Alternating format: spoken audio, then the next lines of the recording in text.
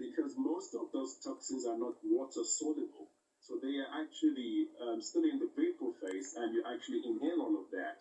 So it's a lot of deceit that once it passes through water, you're actually inhaling clean smoke. So it's a lot of awareness that we have to do. But secondly, as earlier noted, the current bill needs to be passed as a matter of urgency. The establishment themselves, because actually the current law in South Africa actually prohibits indoor smoking.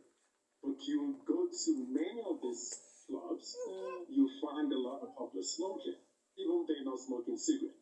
So it's either the establishment themselves are ignorant, or they know that they're actually breaking the law and nobody's enforcing the law.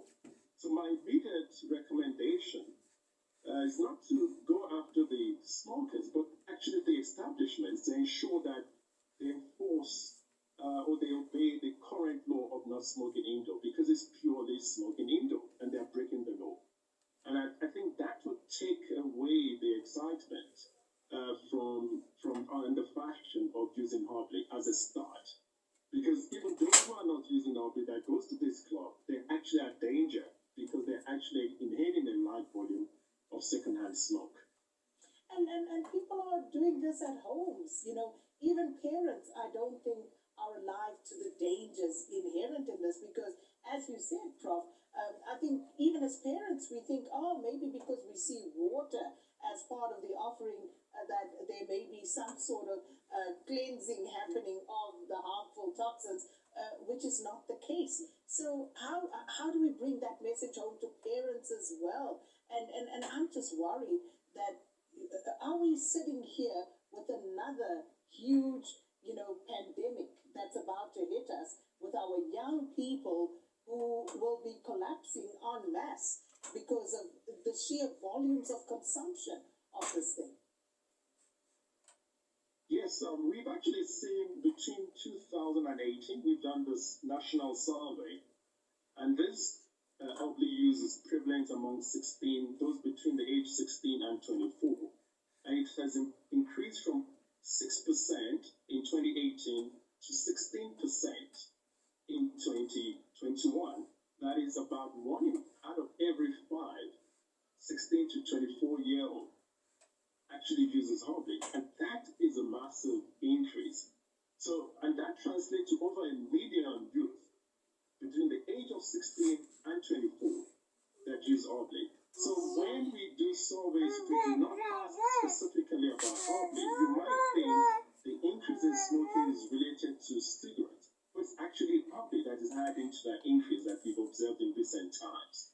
So we are really sitting with a potential epidemic. Because once you smoke, because the long pipe also means you have to draw with a lot of effort to your lungs, and that begins to weaken your lungs. And what we call forced expiratory volume, the ability to expire air, which you need when you need to breathe, it starts to decrease because you've been pulling on this long pipe for a very long time, and that's why they end up in ICU. I would. Silwane, the case studies that you spoke to, were you able to establish how long it took from the time that they started, the young man who ended up in ICU, from the time that he started smoking Bubbly until he ended up in hospital? How long was that? So, Sakina, I managed to speak to different smokers of Bubbly and also the experts. So what I established was that it depends. It varies from person to person. Remember that other people may have underlying medical conditions. Some are not even aware that they have underlying medical conditions. Say, for example, a person who's got asthma, and you are inhaling all that smoke. It will definitely affect you differently than it would the next person who doesn't have underlying medical conditions. And just to go back to your previous question that you asked to Prof now, some of these packages of the Bubbly flavors are actually written outside that Bubbly causes different kinds of cancers, and it also causes heart diseases, but they're still buying it. Oh my The message word. is there, but they're still buying it. So people are just deliberately choosing to be ignorant. But then again, remember,